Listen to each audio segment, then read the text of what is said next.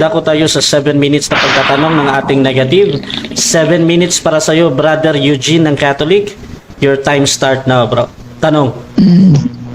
Okay, maraming salamat Mr. Moderator at maraming salamat din kay Mr. Ivan ano.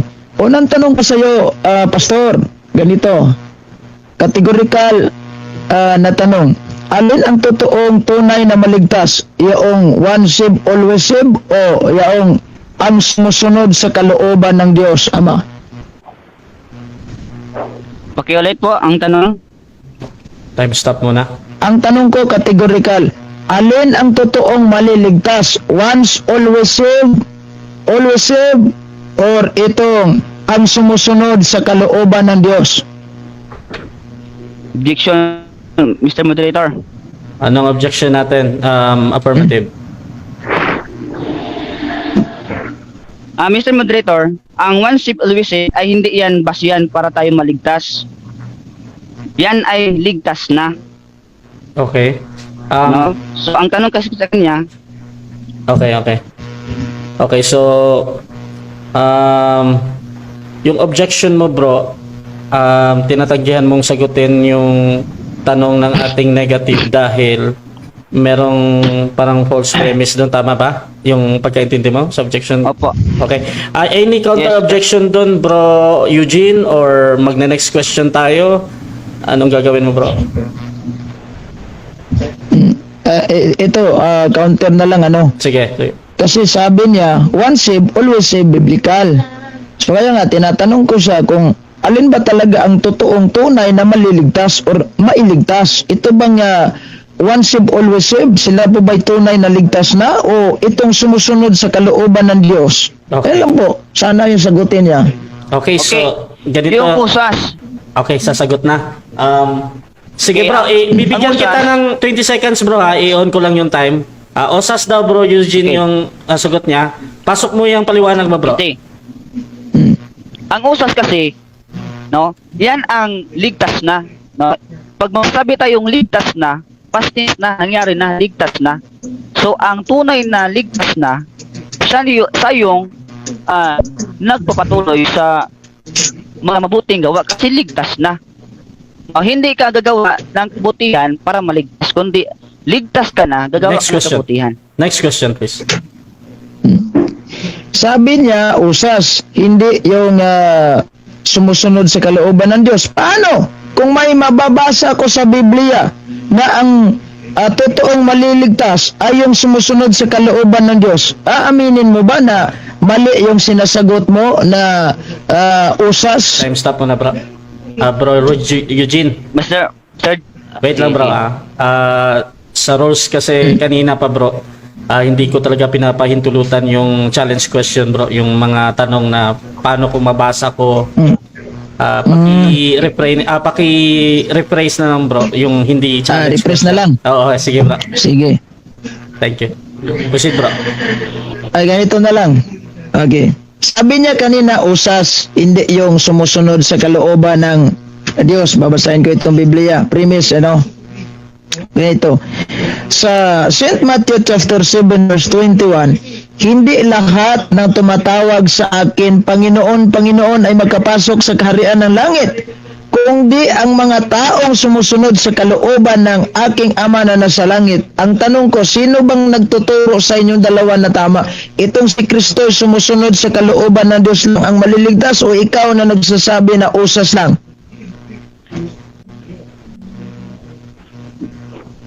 Ali, ito ang will, no? Ito ang will ng Diyos sa John chapter 6 verse 40. Objection, Mr. Moderator.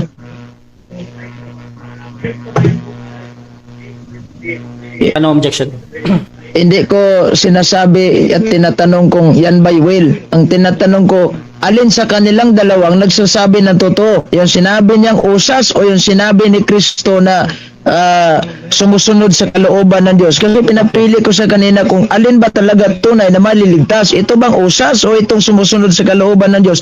Sabi niya usas. Kaya nga tinanong ko siya, nirephrase ko yung tanong, sino ba sa kanilang dalawang nagtuturo ng tama? Itong si Kristo nagsasabi na sumusunod sa kalooban ng Diyos ang maliligtas o sinasabi niya usas? Yan lang, pili lang siya yung dalawa kung sino sa Okay, kanila yung okay. nagtuturo ni tama. Okay, so ang objection Ang niyo, sagot ko- wait lang bro, Ivan ha.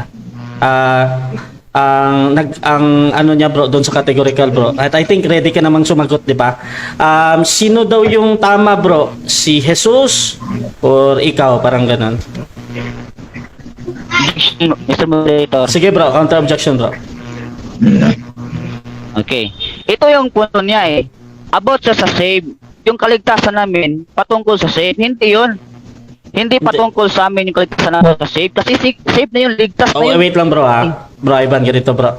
Ang objections kasi ni Eugene patungkol lang doon sa categorical na dapat mong sagutin. Either si Jesus yung pipiliin mo or ikaw. However, kung wala kang maisagot doon sa dalawa bro, pwede ka magpaliwanag agad ng 10 seconds. So anong gagawin natin bro? Pwede ka na mag next question Okay, agad. Sige bro, anong gagawin natin?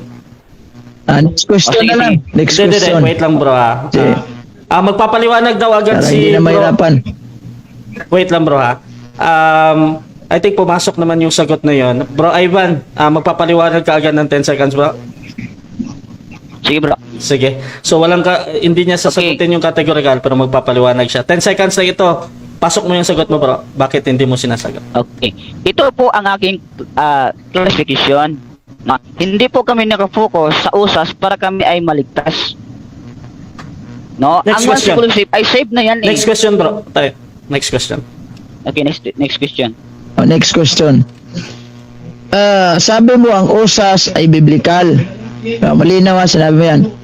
Ngayon, natanong ko sa iyo, sinong apostol na nagtuturo na usas, once save, always save, hindi na mawawala? Sinong apostol nagtuturo? Sagot. Okay, sagot ko. Sa John, no? John chapter 10 verse 28. Sabi diyan, "My sheep hear my voice, and I know them, and they follow me. And I give unto them eternal life, and they shall never perish, neither shall any man pluck them out of my hand." So, dito po, si John ay nagsasabi na ang one sheep is always safe. Next question, Once na ikaw ay ligtas na, Next question. ligtas ka pa rin. Next question.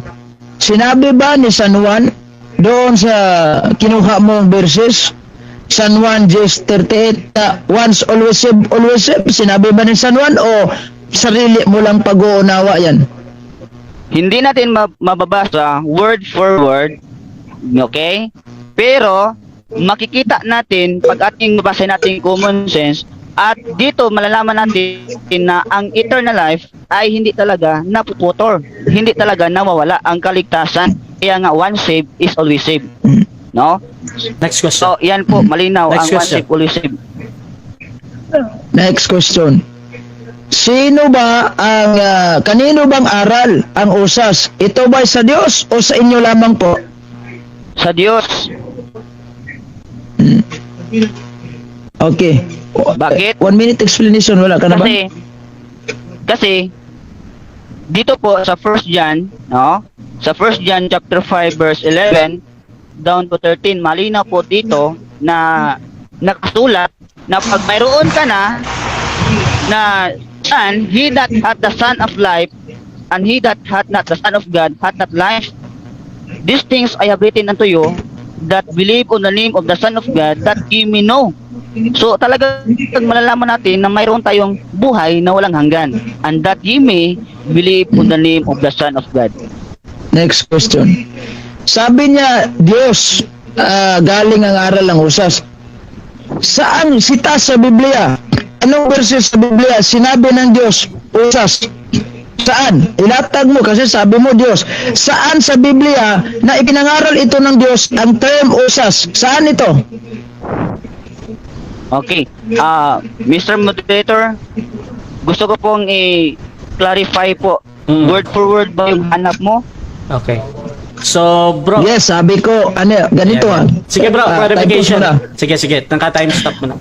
clarification na. Mm. Sabi niya, galing sa Diyos pala itong aral na usas. Ang tanong ko, saan mababasa sa Biblia na ang Diyos ay nangaral ng usas? Sinabi niya, once saved, always saved. Saan ito mababasa? Anong sitas ito para malaman natin? Bro. Kasi kapag hindi siya Okay. nakalatag ng sitas, ibig sabihin, wala. Wait lang. Hindi, wala na pipilitin. Eugene, yung clarification dito bro, ano ba daw yung hinahanap mo? Yung word by word or yung parang unawa lang kung pwede lang? Yes, word by word. Sinabi talaga Word by ng word. Diyos kasi sabi niya galing sa Diyos. Okay. Oo. So, Oral talaga Sige, ng bro. Diyos, oral. Okay na yan. Bro, Ivan, Okay. ready ka nang Okay. sumagot bro? Sasagutin ko yan. Yes. Pasok bro. Yes, meron. 20 seconds. Okay. May mababasa ako word for word na usas na iba't ibang verse sa Bible. No, hindi nagkadugtong-dugtong ang once saved is always saved, pero mayroon akong mabasa na once always saved na nagkaiba-iba na mga bersikulo sa Biblia. So gusto kong mabasahin. O, bigay ko ha. Next question na, bro. Ang mga verse. Next question na bro, 20 seconds na. Sige, next. Next question. Si Jesus ba ay nangaral ng usas? Tinuro ba ang usas ni Jesus sa kanyang mga alagad? Yes, nagtuturo. Malinaw po sabi ng Bible, no? Malinaw po sabi ng Bible na si Kristo ay nagtuturo. John chapter 14 verse 16. Okay, John chapter 14 verse 16. Sabi ng Bible sa John chapter 14 verse 16, Next question na bro. and I will pray the Father, and he shall give you another Next comforter question. that he may be abide Next question with you na, bro. forever. 20 seconds Yun, na. malinaw po. Next question. Okay, next question. Last 20 Sinabi ba seconds. sa John 14 verse 16, sinabi ba ni Kristo na usas, once saved, always saved, o sarili mo lang pag-uunawa yon? No? No? So kung mabasahin natin word for word doon sa John chapter 14 verse 16, hindi po natin makita word for word. Okay? Pero malinaw po diyan, sabi ng Bible, and I will pray the Father that he shall give you another comforter that he may be abide with you forever. Yung forever diyan, may hanggan ba 'yan? Oo. Time na bro, time. Wala. Wala eh. Time na bro. Okay, so dyan natatapos ang 7 Next minutes. question. Time na bro, 7 minutes time.